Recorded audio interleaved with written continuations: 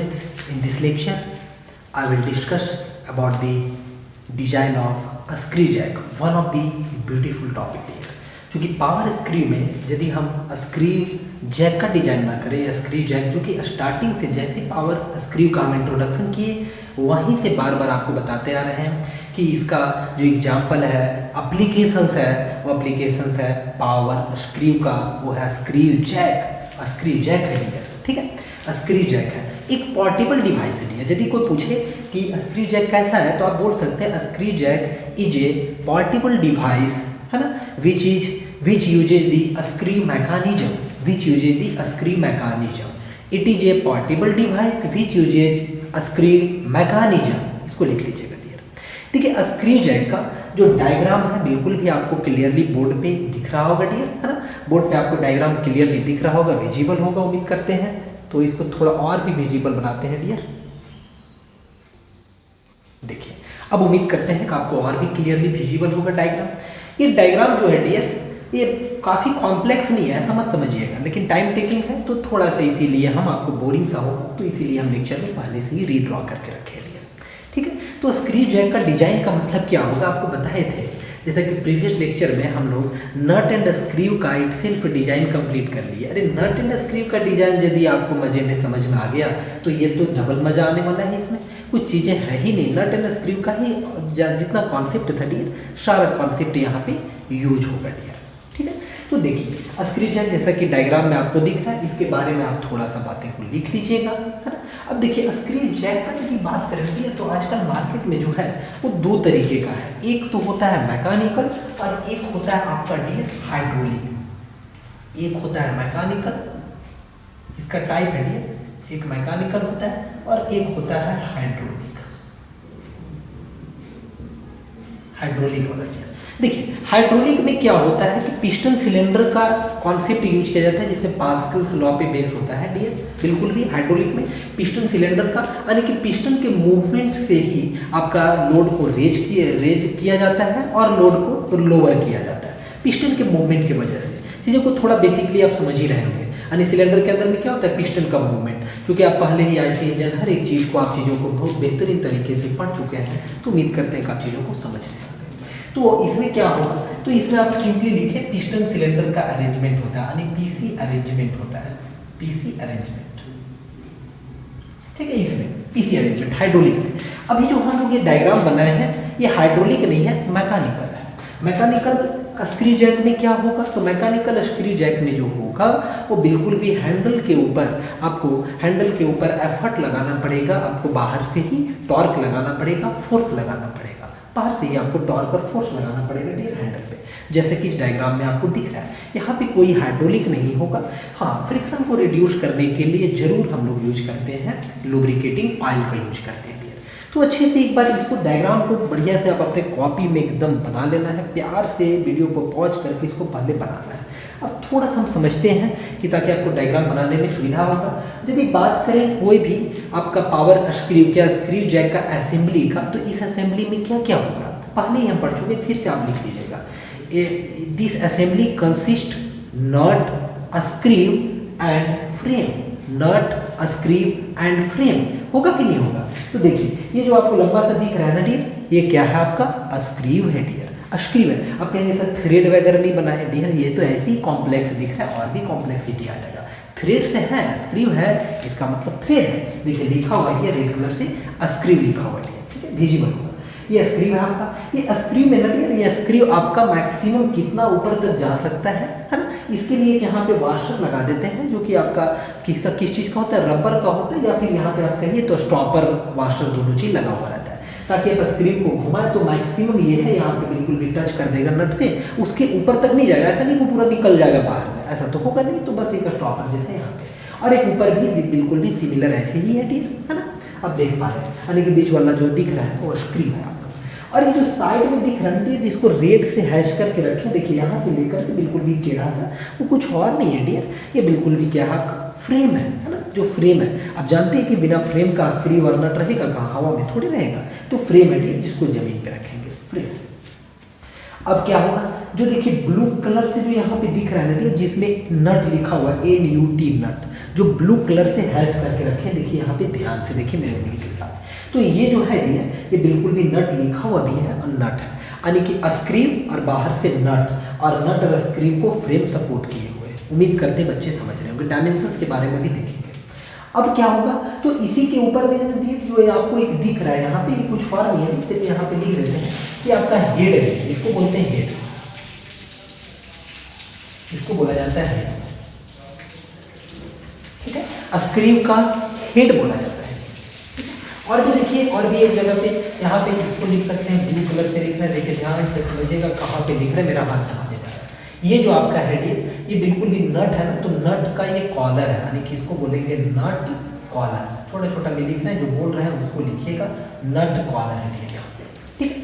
और भी देखिए, जो ऊपर में ये जो दिख रहा है ना, ये असेंबली, इसको बोलते हैं कैप बोलते हैं, कैप नहीं सॉरी कप, कप, क्योंकि कप शेप का है इसीलिए इसको क्या बोलेंगे, कप बोला जाता है। ठीक है, आप एकदम आराम से डायग्राम को बहुत ही अच्छे से एकदम दिखे, उम्मीद करते हैं कि आपका विजिबल होगा, है ना। इसको कप बोलते हैं, कभी कैप यदि बोल दिए होंगे बाय मिस्टेक तो माफ कीजिएगा डियर। ये कप बोलते हैं, कप शेप का होता है ना, इसीलिए कप बोलते हैं, ठीक है, कप। अब एक दो बात तो याद रखिएगा, कप जो होता है वो स्टेशनरी होता है, इतना। चलिए अब और आगे चीज़ों को समझते हैं, होता क्या है, थोड़ा सा ऑपरेट कैसे होता है। तो ये जो स्क्रीव वाला मेंबर दिख रहा है, जो हेड जिसको लिखे है ना, ये हेड से ये कनेक्टेड होता है, हेड में हैंडल लगा होता है, ये जो कि साइड में दिख रहा है, ये और भी बड़ा होगा, ये इसीलिए कट पोर्शन दिखा है, कट पोर्शन, क्योंकि और भी लंबा होगा, उधर तो दिखा नहीं सकते थे, बोर्ड इतना ही दिया। अब थोड़ा सा उसी से रिलेटेड यहाँ पे हमको क्या करना है, डिजाइनिंग के जो भी पैरामीटर्स हर एक चीज़ को लिखना भी है, ये डायग्राम में आपको शो करते हुए चीज़ें को रहने देना। तो ये जो है देखिए हैंडल लगा हुआ है, जिसमें लिखा हुआ है हैंडल का diameter DH, DH is nothing but it is the diameter of Henle. अपनी कॉपी में से लिख लीजिएगा, ये हम नहीं भी लिखेंगे तो यहाँ आपको बता दें, DH हैंडल डायमीटर। ये आपका हैंडल है, हैंड फोर्स मान लीजिए इस पॉइंट पे लगेगा, आप अपने हाथ से ऐसे घुमाते हैं या नहीं, कैसे। तो ये जो हेड होता है ना डियर, आप हेड में देखिएगा, हेड में ना एक होल कर दिया जाता है और उसी में एक रॉड डाल करके ऐसे घुमाते हैं। आप देखिएगा इसको फिजिकली, आप देख सकते हैं।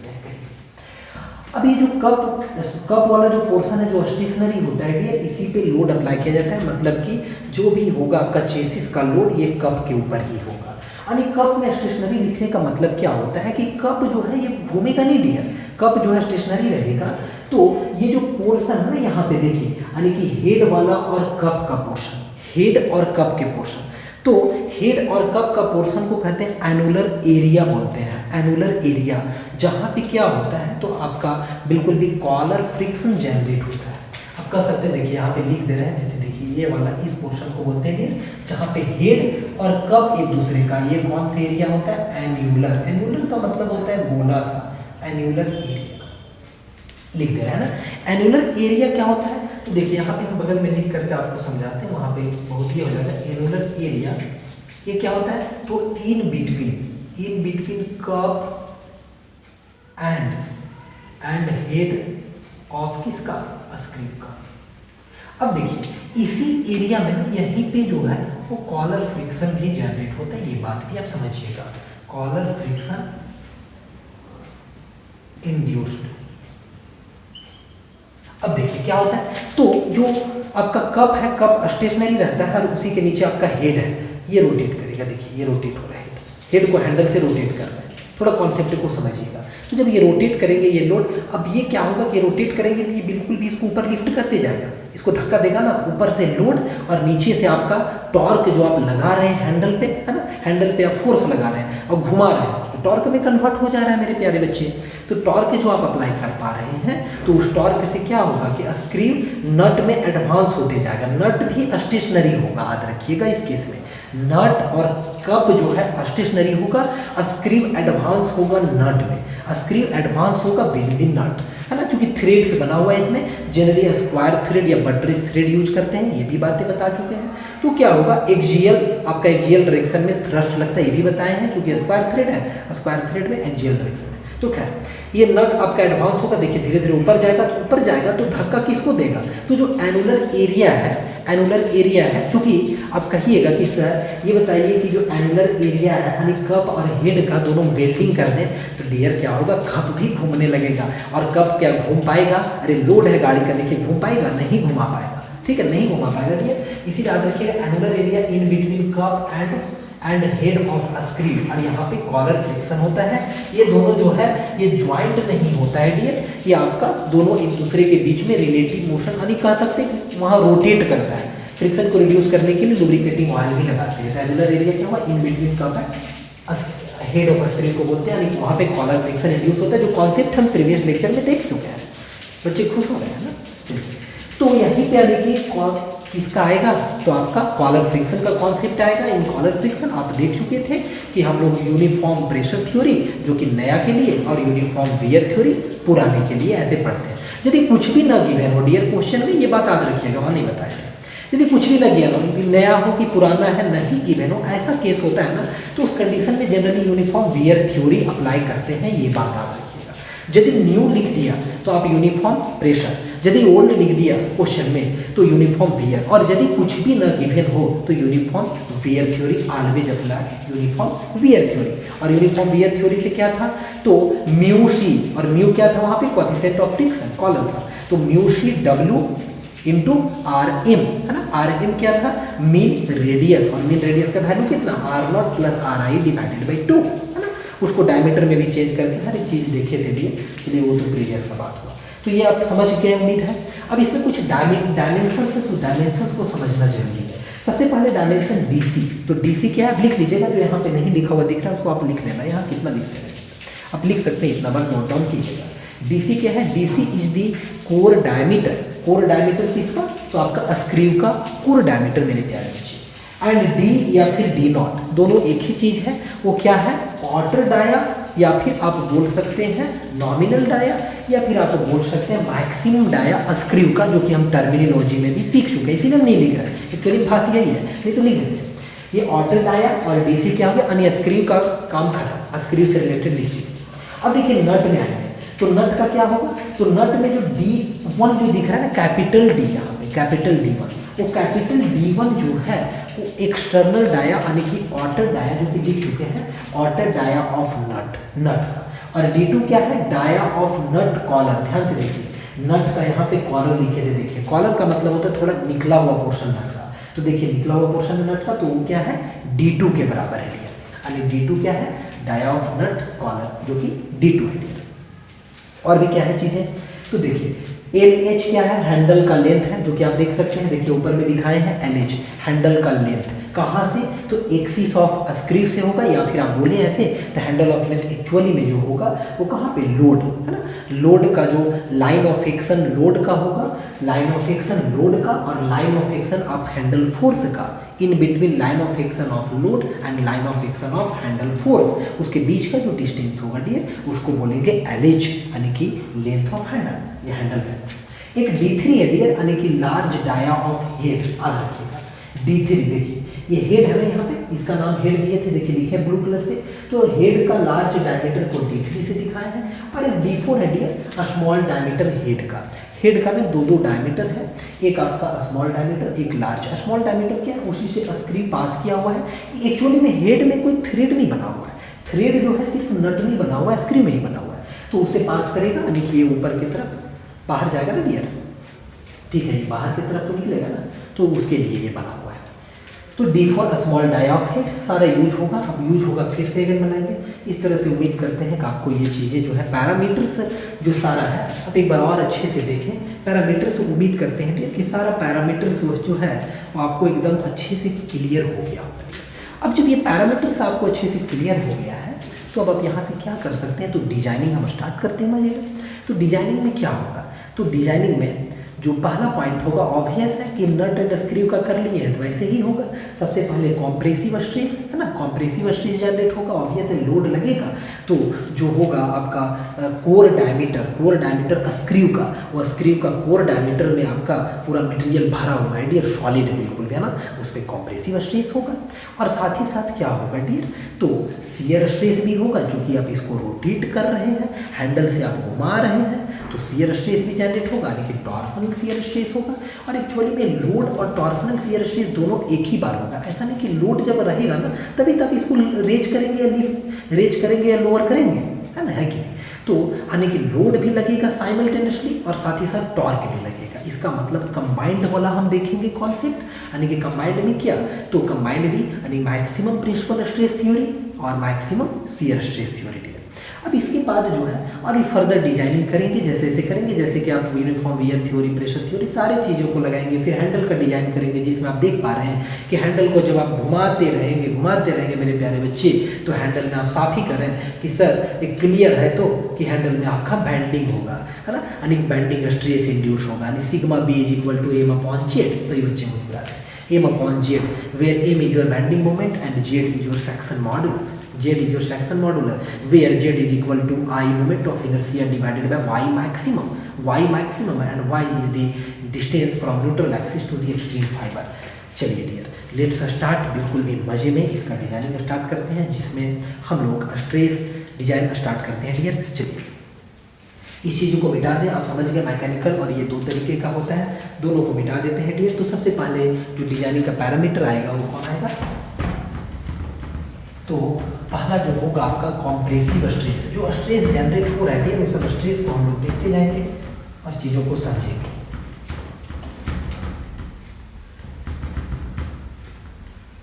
चलिए, तो फर्स्ट जो आपका है, फर्स्ट में क्या होगा, स्ट्रेस के बारे में फॉलोइंग स्ट्रेस होगा, तो जिसमें देखने जा रहे हैं compressive stress induced, compressive stress induced, है ना। कॉम्प्रेसिव स्ट्रेस इंड्यूस्ड के बारे में देखेंगे डियर। तो कॉम्प्रेसिव स्ट्रेस का वैल्यू कितना होगा, यानी कि सिग्मा सी, है ना, इज इक्वल टू कितना, लोड की वजह से होगा तो W डिवाइडेड बाय कितना होगा, पाई/4, मजा आ गया, DC का स्क्वायर।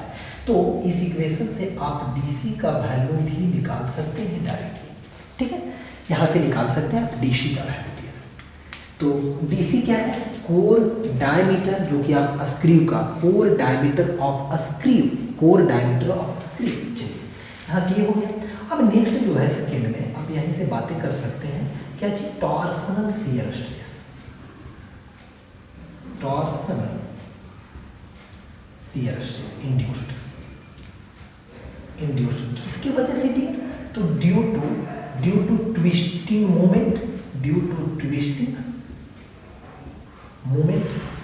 अप्लाइड इन स्क्रू में आप अप्लाई करते हैं ट्विस्टिंग मोमेंट, उसके कारण से। तो आप जानते हैं ये वाला डायरेक्टली लिखेंगे कि ये टॉ जो है आपका, याद रखिएगा, ये टॉर्सनल शियर स्ट्रेस है। तो टॉ इज इक्वल टू क्या होगा, तो tau is equal to W divided by, sorry tau, यहाँ पे टॉर्सनल डायरेक्ट शियर स्ट्रेस नहीं है ना, तो torsional shear stress is equal to कितना होगा, तो आप directly formula pure torsion equation से डियर मेरे प्यारे बच्चे, 16 mt/π/DC का क्यूब होगा कि नहीं। चलिए यहाँ से भी होगा, यहाँ से भी आप DC निकाल सकते हैं। आप कहेंगे सर तो DC उससे निकालेंगे या इससे निकालेंगे, एक्चुअली में आप दोनों से निकाल सकते हैं, या फिर आप ऐसे कर सकते हैं डियर, यहाँ से DC निकाल लिए, पहले भी हम लोग बहुत सारे डिजाइनिंग में काम किए हैं, है ना। यहाँ से DC निकालें और उस DC का वैल्यू को यहाँ पे पुट कर दीजिए, MT गिवन MT पुट कर दीजिए, है कि नहीं। अब ये सारे वैल्यू को पुट कीजिएगा तो टॉ का वैल्यू निकलेगा, जो कि टॉ इंड्यूस है आपका, जो भी टॉर्सनल शियर स्ट्रेस स्क्रू है, तो स्क्रू में निकलेगा। मान लीजिए ये वैल्यू जो है दिस वन ये और कैलकुलेटेड वैल्यू, तो कैलकुलेटेड वैल्यू यदि आपका परमिसिबल जो गिवन होगा उसमें मटेरियल में इतना होगा, ठीक है, तो उससे कम आएगा, आप बोलेंगे कि सर सेफ है, मतलब DC जो निकला है वो बिल्कुल भी 100% सही आया है, लेकिन नहीं तो इंक्रीज कर लेंगे वैल्यू को, DC का वैल्यू बढ़ा कर देंगे। ये आप डिजाइनिंग में चीज़ों को समझते हैं। एक और कॉन्सेप्ट होता है ये, जो कि आप D में कर सकते हैं, ABC में ही मान लीजिए इसको, या फिर इसी में AB का ही दोनों का मिक्स है, इफ कंबाइंड। देखिए एक्चुअली में यही होता है ना, if combined compressive stress if combined compressive stress and torsional shear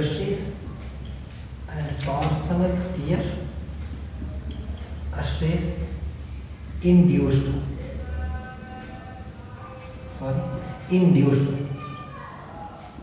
ठीक है, चीजों को समझिए। जब ये दोनों जो है कंबाइंड कॉम्प्रेसिव स्ट्रेस हो और टॉर्सनल शियर स्ट्रेस हो, देन क्या होगा, then according to maximum principal stress theory, अब ये याद हो जाना चाहिए बच्चे। तो मैक्सिमम प्रिंसिपल स्ट्रेस थ्योरी के अकॉर्डिंग क्या होता है, सिग्मा जो मैक्स का वैल्यू होता है वो होता है sigma compressive divided by 2 plus root under, है ना, सिग्मा सी। देखिए ये सब जो कॉन्सेप्ट है ना, इसको पूरा आपको पढ़ना है तो स्ट्रेंथ ऑफ मटेरियल का आप बिल्कुल भी बुक खोलें और वहाँ से आप चीज़ों को पढ़ें, principal stress and strain chapter से, वहाँ से आपको समझ में आएगा।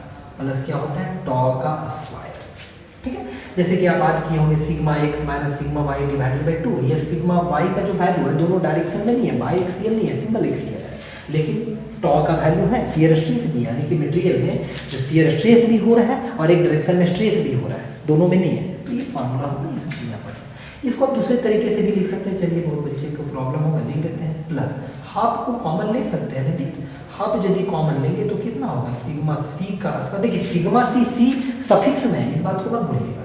प्लस क्या होगा, 4 टॉ का स्क्वायर। अब कोई बच्चा बोलेगा सर 2 टॉ का स्क्वायर होगा, हाँ होगा। अरे 4 को 2 का स्क्वायर यानी कि 2 टॉ का भी स्क्वायर आप लिख सकते हैं, बिल्कुल भी मजे में। तो ये हो गया। अब अगला जो है ठीक, अब यहाँ से भी अब चीज़ों को ये सब वैल्यू मान लीजिए, यहाँ से आपका गिवन है, सपोज कीजिए गिवन है, तो ये वैल्यू गिवन है, तो इस वैल्यू को यहाँ से आप रख सकते हैं, है ना। तो यहाँ से मैक्सिमम कितना इंड्यूस हो रहा है यहाँ से देख सकते हैं। ठीक है, सारे चीज़ों को आप न्यूमेरिकल होगा तो वहाँ पे चीज़ें को आपको समझ में आएगा, है कि नहीं। या फिर आप ये काम कर सकते हैं, टॉ का वैल्यू को भी यहाँ पे इस फॉर्म में पुट करेंगे तो डीसी आएगा, और टॉसी का वैल्यू तो यहाँ भी डीसी आएगा, है कि नहीं। तो यहाँ से आप डीसी भी कैलकुलेट कर सकते हैं जब मैक्सिमम आपको शियर स्ट्रेस मैक्सिमम स्ट्रेस का वैल्यू दिया होगा, नॉर्मल स्ट्रेस।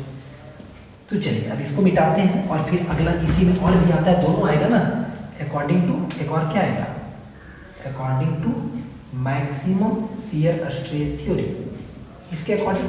तो इसके अकॉर्डिंग जब बातें करेंगे तो कितना होता है, टॉ मैक्स का जो वैल्यू होता है वो सभी लोग जानते हैं कि डायरेक्टली रूट वाला वैल्यू बचता है, रखने का हम तरीका बताए थे, इतना का स्क्वायर प्लस क्या होगा, टॉ का स्क्वायर।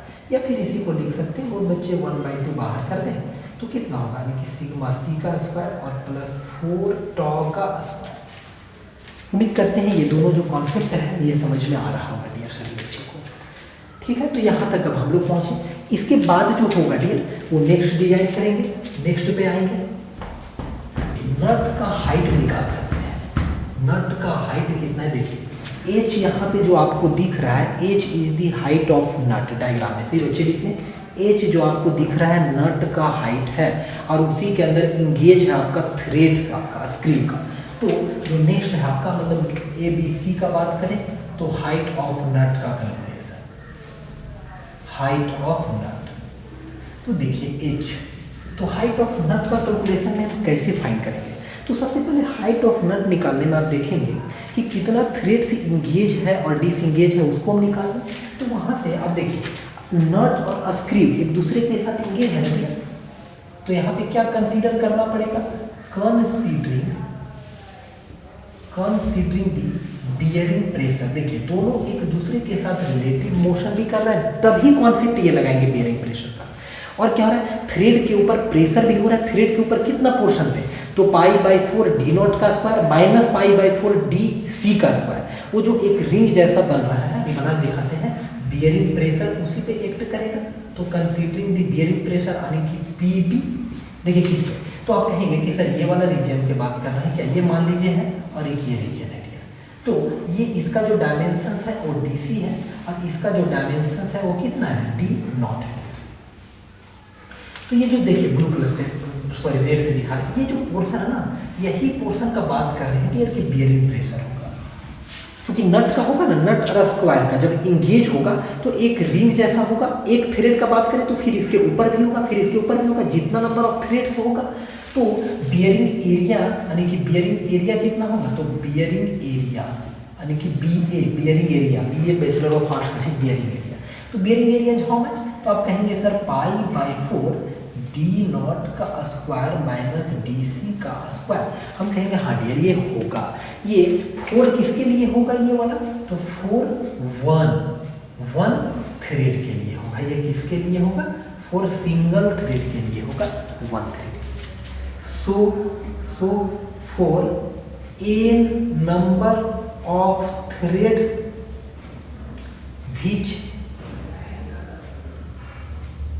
which is engaged, ठीक है। तो n नंबर ऑफ थ्रेड्स के लिए कितना होगा, तो बियरिंग एरिया जो होगा BA वो कितना होगा, तो आप कहेंगे सर π/4 कोई नया चीज नहीं है सर। आप कहेंगे ये बात कि सिर्फ इसमें n नंबर 1 के लिए जब इतना आ रहा है तो 1 से मल्टीप्लाई, तो इसमें n से आप मल्टीप्लाई कर दीजिए। इस much is the bearing area. हम बोलेंगे हाँ डियर आपसे बातों से सहमत है। जब ये बियरिंग एरिया होगा, इसको मिटा दें क्या, जब बियरिंग एरिया होगा डियर, देखिए इधर मिटाते हैं डियर, बात आप लिख ही लिए होंगे, जगह नहीं है। तो बियरिंग एरिया जब आपको फाइंड हो गया तो इसलिए आप क्या निकालेंगे, PB यानी bearing pressure is equal to क्या होगा, load divided by bearing area, load divided by bearing area, BA bearing area. तो लोड का वैल्यू कितना, W, बियरिंग एरिया कितना, अभी आप निकाल के दिखाएं, π/4 D0 का स्क्वायर माइनस DC का स्क्वायर, और इनटू क्या, इनटू n भी होगा। n number of threads engaged है ना, नट में कितना नंबर ऑफ थ्रेड्स इंगेज्ड है, स्क्रू का नंबर ऑफ थ्रेड्स इंगेज्ड, फिर से लिख रहे हैं, number of threads of screw engaged. एक बात को समझिए, इंगेज्ड विद, हम नट एंड स्क्रू का डिजाइन भी प्रीवियस लेक्चर में पढ़ाए हैं, विद नट, बस। तो n है, तो यहाँ से अब आप चाहें तो यहाँ से बिल्कुल भी जो है वो किसका वैल्यू निकाल सकते हैं डियर, तो इससे आप n का वैल्यू निकाल सकते हैं। इस इक्वेशन से जो है यहाँ से आप n का वैल्यू निकाल लेंगे। जब n का वैल्यू निकाल लेंगे सो क्या करेंगे, n निकल गया कि इतना नंबर ऑफ थ्रेड्स जो है इंगेज है, इतना नंबर ऑफ थ्रेड्स इंगेज है। तो अब क्या करेंगे, H बराबर क्या नहीं हो जाएगा आपका डियर, N × P। क्या सभी बच्चे ताली ठोक रहे हैं, समझ रहे हैं। देखिए P क्या है यहाँ पे, प्रेशर नहीं समझिएगा, ये पिच है, ये पिच है डियर, पिच। क्यों, क्योंकि जितना number n number of thread से इंगेज है ना, n नंबर ऑफ थ्रेड्स आपका इंगेज है, तो पिच से यदि मल्टीप्लाई कर देंगे तो वही क्या हो जाएगा, हाइट हो जाएगा कि नहीं। थोड़ा सा समझने के लिए डायग्राम बनाते हैं, जिसे देखिए थोड़ा समझिए। मान लीजिए ये थ्रेड है आपका, ठीक है, ये थ्रेड है कहीं पे, और ऊपर में ये नट वाला रीजन है, ये नट वाला रीजन है, इधर एक्सिस होगा आपका, ठीक है, समझिए। तो यदि आपका निकल गया कि 1 2 3 4 यानी 4 नंबर ऑफ थ्रेड से जो है, 4 थ्रेड से जो है वो आपका इंगेज है, और पिच होता है यहाँ से यहाँ तक का आपका डिस्टेंस, ये क्या होता है डियर, ये पिच होता है ना। मान लीजिए 1 से करस्पॉन्डिंग तक का, यानी ये पिच हो गया, P4 पिच। तो ऐसे ऐसे कितना होगा, 1 पिच 2P 3P, ऐसे पिच होगा कि नहीं होगा। तो यदि आप पिच का वैल्यू को बिल्कुल भी, अब पिच के वैल्यू से नंबर ऑफ थ्रेड्स कितना इंगेज है मल्टीप्लाई कर देंगे तो क्या निकल जाएगा, नट का हाइट निकल जाएगा डियर, बिल्कुल भी नट का हाइट निकल जाएगा। चूंकि एच जो है वो नट का हाइट है, नट का हाइट है, आप समझिए। तो नट का हाइट निकालने के लिए बिल्कुल भी आपको क्या करना पड़ेगा, पिच में कितना थ्रेड नट का इंगेज है मल्टीप्लाई करेंगे, आप समझ रहे हैं आप, तो NP हो जाएगा, यानी कि हाइट निकल जाएगा। अब यहाँ से समझिए थोड़ा सा, तो आप ये बता सकते हैं कि जो P का वैल्यू T जो होता है ना डियर, वो कितना होता है, P/2 होता है। P यहाँ पे एक समझ आइएगा, P होता है थिकनेस ऑफ थ्रेड। यदि आपका ये दिया रहे तो थिकनेस ऑफ थ्रेड होता है, थिकनेस ऑफ थ्रेड। सही बच्चे, उम्मीद करते हैं कि अच्छे से देख रहे होंगे कि जो ये है, ये आपका क्या है, आपका है कि थिकनेस ऑफ थ्रेड है। Thickness of thread T is nothing but it is the thickness of thread, और पिच का रिलेशन होता है। तो पिच का आधा जो होता है थिकनेस ऑफ थ्रेड होता है। तो आप चाहें तो P = 2T भी कर सकते हैं, T का वैल्यू गिवन होगा तो, है ना। तो उम्मीद करते हैं ये बात आपको समझ में आ रहा होगा कि हाइट कैसे निकालेंगे, ये बात आपको समझ में आ रहा होगा। बहुत बड़ा ऑब्जेक्टिव मेरे पूछता है डियर, इतना नंबर ऑफ थ्रेड्स इंगेज है और पिच इतना है, तो कितना नट का हाइट होगा, तो आप दोनों को मल्टीप्लाई कर देंगे, मजे में आप निकाल देंगे। अब आप देखिए इसके बाद जो है ना, ये आपको एक और कॉन्सेप्ट बताए थे कि नट में भी आपका जो होता है वो नट में भी आपका क्या होता है, डायरेक्ट स्ट्रेस इंड्यूस होता है, और साथ ही साथ जो होता है डियर वो आपका किस में डायरेक्ट स्ट्रेस इंड्यूस होता है, दोनों में, नट में भी होता है और साथ ही साथ क्या बोलते हैं स्क्रू में भी होता है। तो direct stress induced in screw and nut देखते हैं। तो चलिए डी के बाद सॉरी सी के बाद डी में आते हैं और यहाँ पे देखते हैं direct stress induced, direct stress induced इन किसमें, तो देखिए नट एंड स्क्रू, नट और स्क्रू दोनों में। तो नट एंड स्क्रू दोनों में होगा डायरेक्ट स्ट्रेस, ऊपर से लोड लग रहा है कॉम्प्रेशन का। तो देखिए कैसे होगा डायरेक्ट, अच्छा डायरेक्ट स्ट्रेस ले दिए थोड़ा सा, सॉरी यहाँ पे और ले दिए डायरेक्ट शियर स्ट्रेस ले दीजिए। देखिए एक होता है टॉर्सनल शियर स्ट्रेस, यहाँ पे डायरेक्ट शियर स्ट्रेस इंड्यूस्ड का बात कर रहे हैं। तो shear stress direct shear stress induced है ना, किसमें, नट में और इसमें। देखिए कैसे निकालेंगे, तो आप nut and screw previous lecture से इस कॉन्सेप्ट को समझेंगे। यदि बात करेंगे नट में तो नट का कितना आएगा, देखिए टॉन नट का, और ये डायरेक्ट शियर स्ट्रेस है, याद रखिएगा ये टॉर्सनल नहीं है। तो क्या होगा, load divided by pi into D not into T, और एन नंबर ऑफ थ्रेड होगा तो एन से क्या होगा आपका मल्टीप्लाई होगा, क्योंकि एक थ्रेड तो होगा ही नहीं। आल्सो यदि टॉ बात करेंगे स्क्रू में डियर, तो स्क्रू का कितना होगा, W divided by pi D C into T into N. थोड़ा सा आपको हम समझा देते हैं। देखिए हो क्या रहा है डियर कि जो आपका नट, थोड़ा सा आपको समझा ही देते हैं डियर, जो बच्चे बिल्कुल भी फर्स्ट टाइम, ये वाला क्वेश्चन है, इसमें क्या है आपका थ्रेड है, इसमें आपका थ्रेड है ना डियर। अब ये थ्रेड, ये स्क्रू दिख रहा है, ये डायमेंशंस कितना होता है पहले से ही देख रहे हैं, ये डीसी होता है, और ये एक्सटर्नल डायमेंशंस कितना होता है, ये एक्सटर्नल डायमेंशंस डी नॉट होता है, ठीक है। तो यदि डायरेक्ट शियर स्ट्रेस की वजह से क्या होगा कि जितना पोर्शन आपका नट वाला होगा, मान लीजिए इतना पोर्शन नट का है, ये पोर्शन नट का है, ये जो रेड से दिख रहा है ये नट का है, तो क्या होगा, डायरेक्ट शियर स्ट्रेस की वजह से शियर ऑफ हो जाएगा, और जब ये शियर ऑफ हो जाएगा तो कैसा दिखेगा, यहाँ से ये वाला रीजन से देखिए रेड से दिखा रहे हैं, ये देखिए इस टाइप से, ये रीजन से क्या होगा, ये कट जाएगा, और कट करके इसका जो थ्रेड है वो नट के अंदर में आ जाएगा, और ये बिल्कुल भी एक सिलेंडर जैसा बाहर निकल जाएगा, क्योंकि इसके ऊपर लोड लग रहा है ना मेरे प्यारे बच्चे, इसके ऊपर लोड भी तो लग रहा है, यदि हम डायरेक्ट समझें तो इसका मतलब एरिया कितना होगा, तो शियरिंग एरिया कितना होगा, नहीं पंचिंग वाला जैसा कॉन्सेप्ट यहाँ पे समझिए। तो शियरिंग एरिया कितना होगा, क्योंकि शियरिंग एरिया क्या होता है, तो लोड के लोड के पैरेलल होता है या फिर टेंजेंशियल होता है। तो सबसे पहले तो पाई इंटू डी सी यहीं से कटेगा ना, तो पाई इंटू डी सी निकालेंगे, तो pi into D C circumference, और टी जो है वो टी एक टीथ के लिए मल्टीप्लाई कर देंगे, तो एक टीथ में निकल जाएगा आपका शियरिंग, लेकिन एन नंबर ऑफ टीथ होगा, N number of teeth engaged होगा, तो इसलिए मल्टीप्लाई किससे करना पड़ेगा, अब इसको मस्त से मुस्कुरा दीजिए, लाइक कर दीजिए मेरे प्यारे बच्चे, एन से मल्टीप्लाई करना पड़ेगा, क्योंकि पाई इंटू डी सी जो होगा वो pi into D C circumference, और एक टीथ के लिए यानी सिलेंडर का एरिया निकाल रहा है, तो एक टीथ के लिए कितना, टी से मल्टीप्लाई कर देगा, यानी pi into D C into T एक सिलेंडर का एरिया। ऐसे एन नंबर ऑफ थ्रेड्स जो होगा नट का स्क्रू का इंगेज होगा एक दूसरे के साथ, तो इनसे क्या कर देंगे, मल्टीप्लाई कर देंगे बच्चे। तो इस तरह से आपका डायरेक्ट शियर स्ट्रेस, इसका और भी प्रीवियस लेक्चर में देखेंगे, नट एंड स्क्रू का डिजाइन तो वहाँ और भी है। अब देखिए यहाँ पे एक बात गौर करना है, यहाँ पे डीसी लिखे थे, यहाँ पे डी नॉट, ये बात समझना है, बाकी सब सेम है। डी नॉट क्यों हुआ, क्योंकि नट के केस में जो होगा, थोड़ा बता ही देते हैं, नट के केस में देखिए इसमें मान लीजिए थ्रेड से कटे हुए हैं, समझिए डायरेक्ट आपको बता दे रहे हैं, ज़्यादा नहीं दिमाग लगा रहे, ये क्रॉस सेक्शन से समझिए। तो ये क्या होगा बच्चे, तो ये वाला डायमेंशन जो होगा आप कहेंगे कि सर ये डी नॉट होगा हमारा, और अंदर का जो डायमीटर होगा वो कितना होगा, डी सी। तो ये कहाँ से फेल्योर होगा, तो ये डी नॉट से होगा ना डियर, ये पूरा जो थ्रेड है ये आपका स्क्रू में रह जाएगा, जो थ्रेड निकला हुआ दिख रहा है ना, ये पूरा स्क्रू में रह जाएगा, स्क्रू के जो थ्रेड के बीच में गैप है उसमें रह जाएगा, और वो कैसे बाहर निकल जाएगा, तो बेचारा इस तरह से बाहर निकल जाएगा, यहाँ से थ्रेड ही पूरा कट जाएगा। कटेगा कौन रीजन से, तो देखिए ये वाला रीजन, जिसको जैसे देखिए ऐसे दिखा रहे, रेड से दिखा रहे हैं, देखिए रेड से, ये रीजन से पूरा कट जाएगा, यानी कि यहाँ से है ना, ये वाला रीजन से पूरा कट गया, और कट गया यानी कि ये जो हुआ ये शियर ऑफ रीजन हुआ, ठीक है। तो शियर ऑफ रीजन हुआ यानी कि डी नॉट से ये क्या होगा, डी नॉट होगा, यानी पाई इंटू डी नॉट। और कितना नंबर ऑफ टीथ है, तो सिलेंडर जैसा होगा जैसे बोर्ड के पीछे दिख रहा है, एन नंबर ऑफ होगा, ये एक के लिए होगा, N number of teeth engage है, N number of thread engage है, यहाँ पे बोले थ्रेड, तो N number of thread engage है, तो इनसे यहाँ पे क्या कर देंगे, मजे में मल्टीप्लाई कर देंगे dear.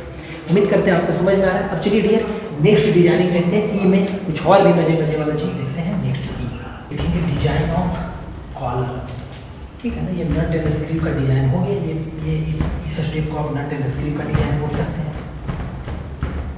Design of collar of नट ई में।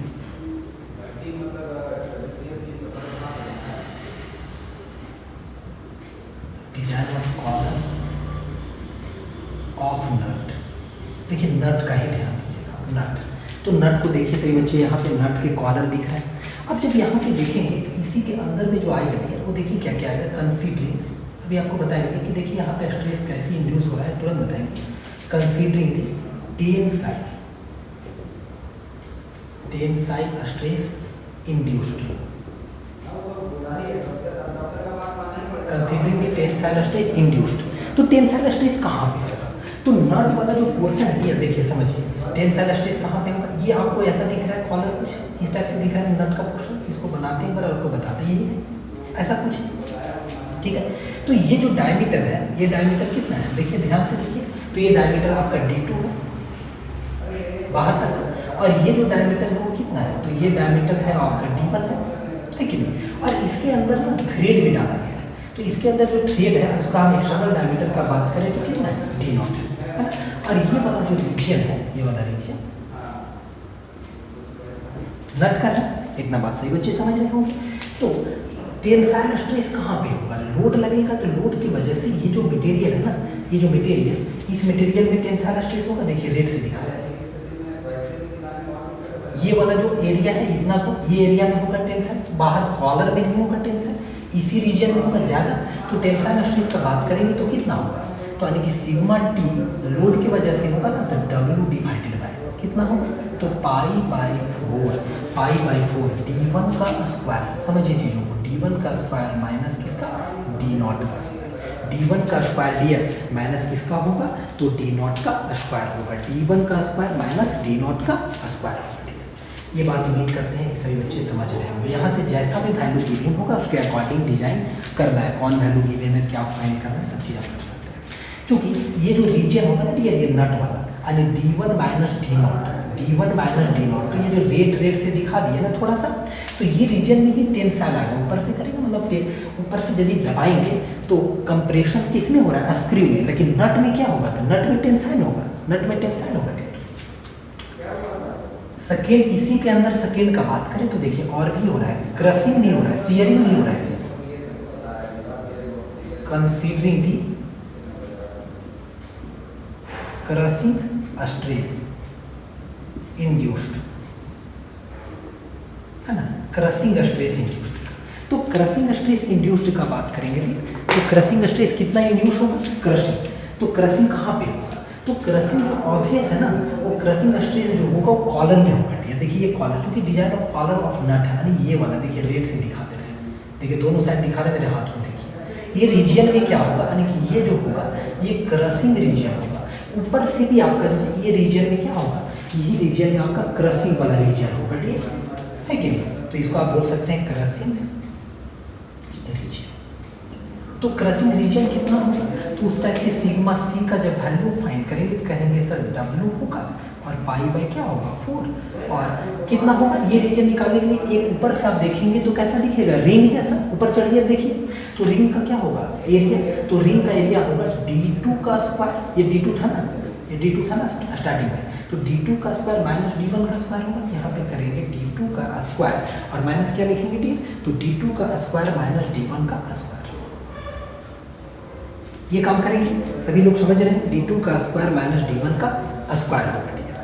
अब जो है इसके बाद वो आप क्या कर सकते हैं, यहाँ के बाद तो एक और भी प्रॉब्लम आएगा डियर, कॉलर ऑफ नट में ये जो कॉलर है क्रश होगा, तो क्रश के बाद फेल्योर का चांसेस है सियर ऑफ होने का डियर।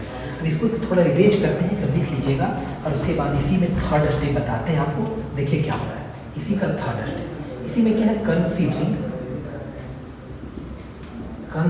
दी शियर फेल्योर। तो शियर फेल्योर में क्या होगा, चलो देखिए फिर एक बार बनाते हैं, तभी ज़्यादा आपको क्लियर होगा। उम्मीद है कि आपको क्लियर करना है मेरा काम है। देखिए इतना ही पोर्शन दिखाते हैं।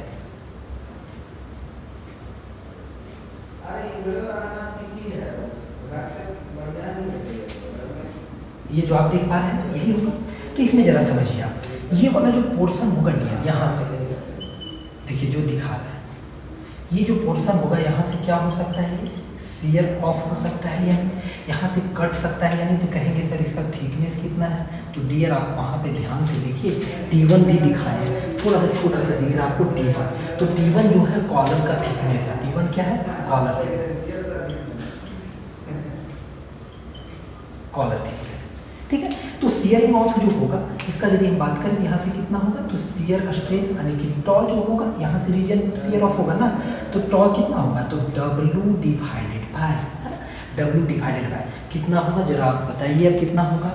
जरा देखिए डियर, क्या यहाँ पे सरकमफेरेंस निकालना पड़ेगा। सरकमफेरेंस कितना का, डायमीटर कितना है, D1 है ना प्यारे बच्चे, ये D1 है ना, तो D1 से ही तो ये हो रहा है ना शियर ऑफ। तो आप कहेंगे सर पाई इंटू D1 कर दीजिए ना, सरकमफेरेंस निकल गया, और T1 थिकनेस से मल्टीप्लाई कर दीजिए, इसलिए कि T1 थिकनेस यानी कि सिलेंडर का एरिया है कि नहीं, pi into D1 into T1, तो पूरा यहाँ से शियर ऑफ हो जाएगा। और शियर ऑफ ये कॉलर जो है, ये बेचारा कॉलर जो है, ये जो सपोर्ट में है कॉलर, यहीं पे रह जाएगा, नट ये सब असेंबली पूरा नीचे ढा जाएगा डियर, ऐसा आप समझिए, कोलैप्स कर जाएगा। ये बिल्कुल भी यहाँ वाला पोर्शन आप देख पा रहे हैं ना, यहाँ से। अब यहाँ के बाद जो है वो नेक्स्ट स्टेप में आप क्या पढ़ेंगे, डिजाइनिंग का ही नेक्स्ट स्टेप होगा, है ना। डिजाइनिंग का नेक्स्ट स्टेप में क्या होगा, जैसे ई पढ़ लिया, एफ में। अब आपका हम यदि कॉलर का बात करेंगे, यानी एनुलर एरिया के पास चलते हैं। एनुलर एरिया क्यों चल रहे हैं डियर, क्योंकि वो इंपॉर्टेंट है dear.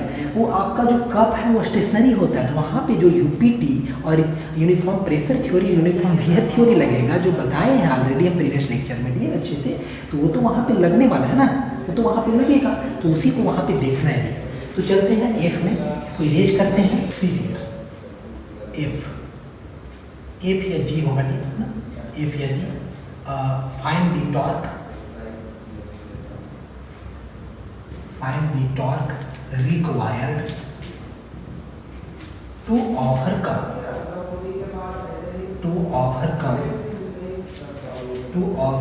The collar friction,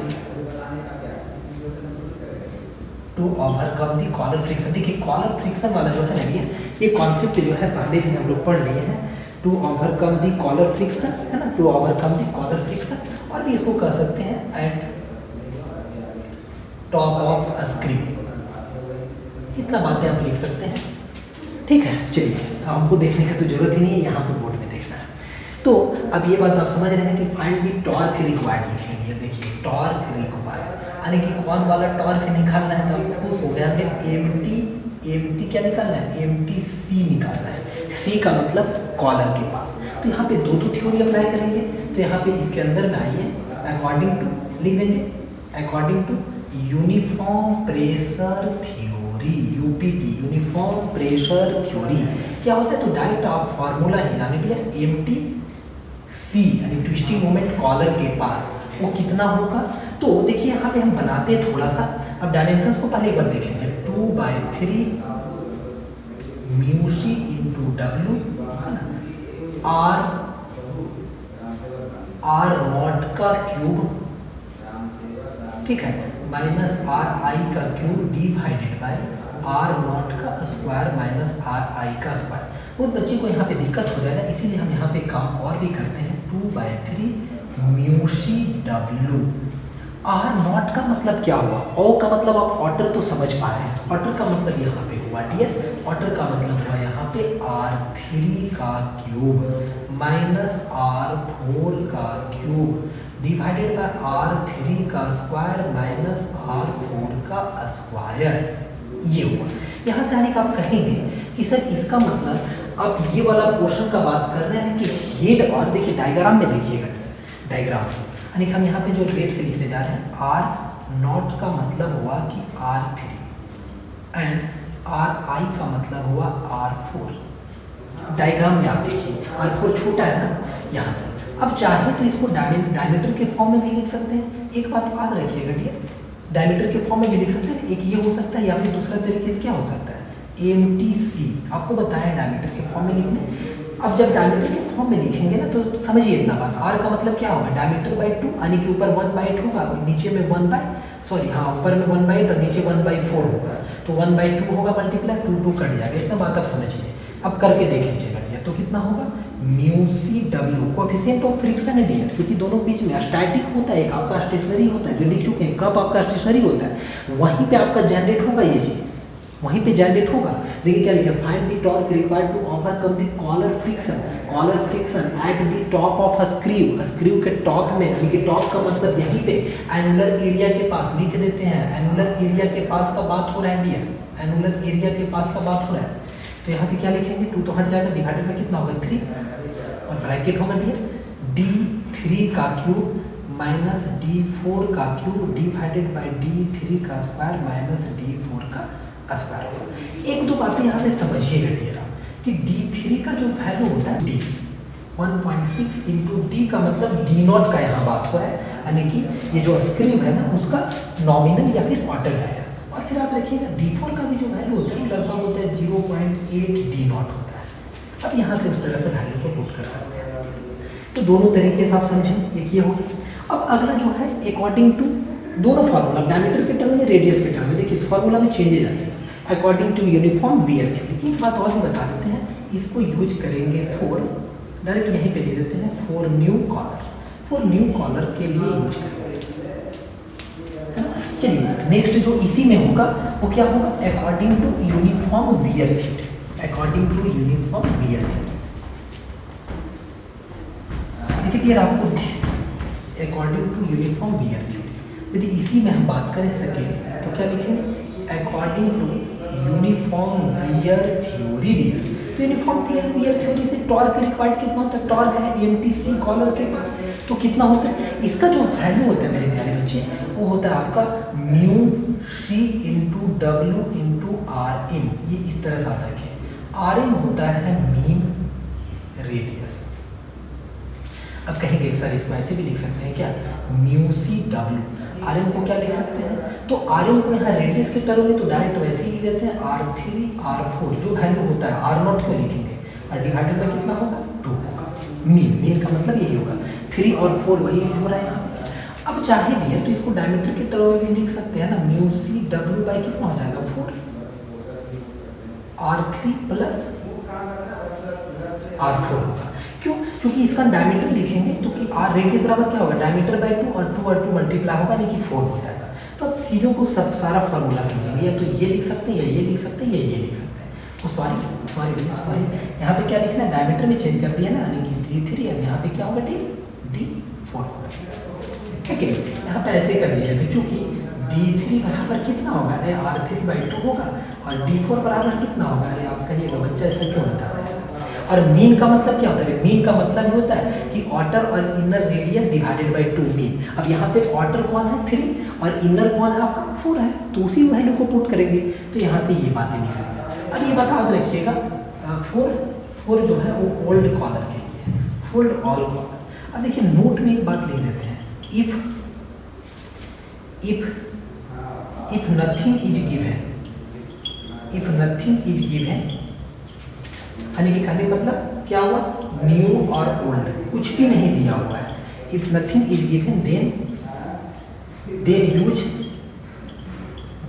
always, ये बात हम पहले ही बताए थे, यूनिफॉर्म वियर थ्योरी।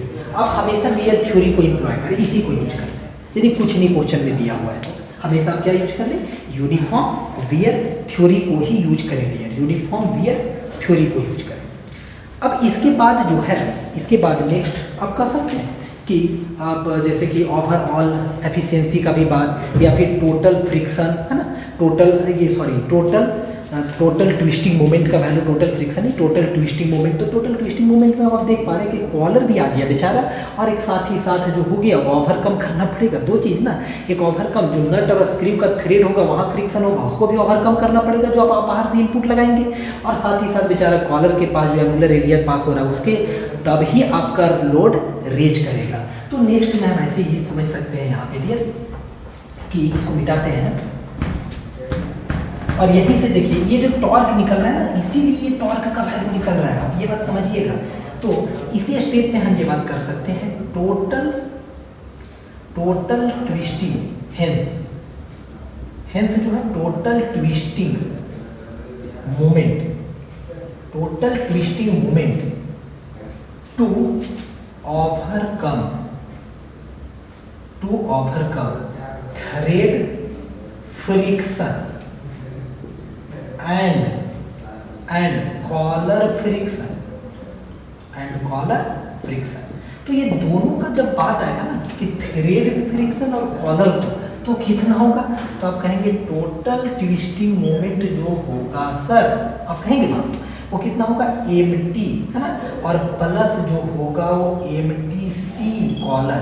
ये mt किसके लिए है, तो ये है थ्रेड का है, ये थ्रेड्स का है। ये किसका है, तो ये कॉलर का है, ये कॉलर के लिए ओवरकम करने के लिए, कॉलर पे ओवरकम करने के लिए इतना टॉर्क और थ्रेड के लिए इतना टॉर्क है। तो टोटल टॉर्क कितना, यानी कि टोटल ट्विस्टिंग मोमेंट, आप और भी इसको अच्छे से लिख सकते हैं, रिक्वायर्ड टू ओवरकम, अच्छे से लिखे तो required to overcome thread friction. ठीक है, यहाँ से आप चीज़ों को लिख सकते हैं, बिल्कुल भी अच्छे से आप लिख सकते हैं। अब जो नेक्स्ट स्टेप लास्ट एकदम बच रहा है डियर, लास्ट बच रहा है, क्योंकि डिजाइनिंग जो है ऑलमोस्ट चीज़ें का बहुत सारा जो डिजाइनिंग है वो आपका डिपेंड करता है। जैसे T3 का वैल्यू कितना होगा 0.25 D0 होगा, वो आपका इंपेरिकल रिलेशंस पे ही होता है। अब लास्ट आपका हैंडल का डिजाइन करते हैं जिसमें बेंडिंग इंड्यूस होगा, है ना। लास्ट आपका किसका होगा, देखिए डियर सी GH में डिजाइन ऑफ हैंडल का डिजाइन, तो हैंडल का डिजाइन करेंगे तो हैंडल का देखिए TH एक यूज किए हैं किसका, तो डाया ऑफ हैंडल का डायमीटर DH से यूज किया है। तो जब DH से हैंडल का डायमीटर यूज किए हैं तो कंसीडर क्या करेंगे, तो आप देखिए यहाँ पे क्या कंसीडर करेंगे, कंसीडरिंग दी क्या कंसीडर करेंगे, तो कंसीडरिंग दी बेंडिंग, स्ट्रेस इंड्यूस्ड, है ना, बेंडिंग स्ट्रेस इंड्यूस्ड इन हैंडल, ऐसे भी आप समझ सकते हैं। तो बेंडिंग स्ट्रेस इंड्यूस्ड इन हैंडल, डायमीटर दिया हुआ, इसका मतलब क्रॉस सेक्शन कैसा होगा, सर्कुलर, तो कितना होगा, तो आप एकदम डायरेक्ट लिख सकते हैं सिग्मा बी बराबर प्योर बेंडिंग से क्या होता है डियर, तो MY/I या फिर होता है M/Z। जेड क्या होता है बाबू, तो जेड होता है सेक्शन मॉड्यूलस, है ना, यानी कि जेड बराबर जो होता है वो I/Y मैक्स होता है कि नहीं। तो यहाँ से आप क्या कर सकते हैं, सिग्मा बी बराबर डायरेक्ट लिख सकते हैं बेंडिंग मोमेंट का वैल्यू कितना होगा, तो मोमेंट का मतलब क्या होगा W इंटू, यानी कि क्या लिखेंगे, तो W इंटू LH होगा कि नहीं। W मोमेंट का वैल्यू लिख रहे हैं, मोमेंट, अरे मोमेंट का मतलब क्या होता है, load into perpendicular distance from axis of rotation, तो W LH डिस्टेंस पे लग रहा है, तो W इंटू LH मोमेंट, और Z का वैल्यू कितना होगा, तो Z का वैल्यू होगा π/32 DH का क्यूब होगा। देखिए Z का वैल्यू यहाँ निकाल के दिखाते हैं, कितना होगा ये, तो Z का वैल्यू I, है ना। जब ये बैंड होगा तो बैंड किसके एक्सिस के अबाउट होगा, तो x और y यानी डायमीट्रल एक्सिस के अबाउट होगा, तो डायमीट्रल एक्सिस के अबाउट क्या होता है π/64 D⁴, यहाँ h होगा DH हैंडल का, y मैक्सिमम कितना होगा, तो DH/2 होगा, यानी इसका वैल्यू कितना आएगा, तो π/32 DH का क्यूब, वही लिखा, ठीक है। तो यहाँ से आप जो है वो हैंडल का डायमीटर जो है डियर वो बिल्कुल भी जो है वो एक ईजिली फाइंड कर सकते हैं। आप चाहे तो W इंटू LH लिखें, और चाहे तो इससे ऐसे भी कर सकते हैं कि W इंटू LH न लिख करके M ही रहने दें, यानी क्या ना बेंडिंग मोमेंट आप कुछ भी कर सकते हैं डियर, बेंडिंग मोमेंट। तो बेंडिंग मोमेंट का वैल्यू कितना आएगा, तो देखिए यही तो था ना बेंडिंग मोमेंट, यही तो आपका है MB का वैल्यू, अरे यही ना, इसी को MB बोल रहे हैं ना, MB के जगह पे रखे थे ना ये, ठीक है। तो आप MB का भी वैल्यू निकाल सकते हैं कि आप कहेंगे कि सर सिग्मा B π/32 और DH का क्यूब, अरे कुछ भी निकालना हो, हर एक चीज़ निकाल सकते हैं, आप इतना समझदार है। यानी ये जनरल फॉर्मूला MB का वैल्यू LH का वैल्यू गिवन होगा उसके अकॉर्डिंग, तो यहाँ से आप DH का वैल्यू यहाँ से फाइंड कर सकते हैं डियर, इजीली फाइंड कर सकते हैं। LH का वैल्यू देखिए ऐसा होता है, LH का वैल्यू वहाँ पे है ना, LH का आने की लेंथ आपको गिवन होगा कि लेंथ जो है वो हम जो आपका रॉड यूज किए हैं या फिर जो हैंडल यूज किए हैं उसका लेंथ कितना है, तो लेंथ का वैल्यू रख देंगे, लोड तो गिवन ही होगा डियर, तो यहाँ से सिग्मा बी का वैल्यू गिवन होगा, तो DH का वैल्यू भी यहाँ से इजीली फाइंड कर सकते हैं डियर, आप इजीली फाइंड कर सकते हैं डियर। अब जो है एकदम लास्ट, लेकिन फिर भी उसको लिख नहीं सकते हैं, यदि कोई पूछे कि हेड का हाइट कितना होगा लास्ट स्टेप, तो हेड का हाइट कितना होगा, डायरेक्ट आप लिख लीजिएगा लास्ट स्टेप डियर, हेड का हाइट जो होगा वो 2 × DH होगा। अब जो है यहाँ से आप इस फॉर्मूले से क्या निकाल देंगे, DH का वैल्यू निकाल लेंगे, तो लास्ट जो होगा वो बिल्कुल भी H के बाद आई पोर्सन में इतना सारा डिजाइनिंग हो गया डियर। इसका आई में आपको कोई पूछे हाइट ऑफ हेड का, तो हेड का हाइट कितना होगा, तो बराबर होगा, देखिए यहाँ पे क्लियरली दिख रहा है हेड और उसका हाइट जो होता है, इसको एम्पिरिकल रिलेशन से यूज कीजिएगा, 2 × DH होता है। DH का जो वैल्यू है डियर फ्रॉम प्रीवियस स्टेप आप फाइंड कर लीजिएगा, फ्रॉम प्रीवियस स्टेप फाइंड कर लेंगे। इस तरह से बाबू लोग ये हमारा जो डिज़ाइन है बहुत ही शानदार ज़बरदस्त तरीके से फिनिश हो चुका है डियर। अब जो है वो नेक्स्ट लेक्चर डिस्कस करेंगे डियर, है ना। तब तक के लिए आप मुस्कुराते रहें, खुश रहें, लोगों के साथ, दोस्तों के साथ मस्त से खूब रायता की तरह इसको फैला शेयर करेंगे। So thank you for watching.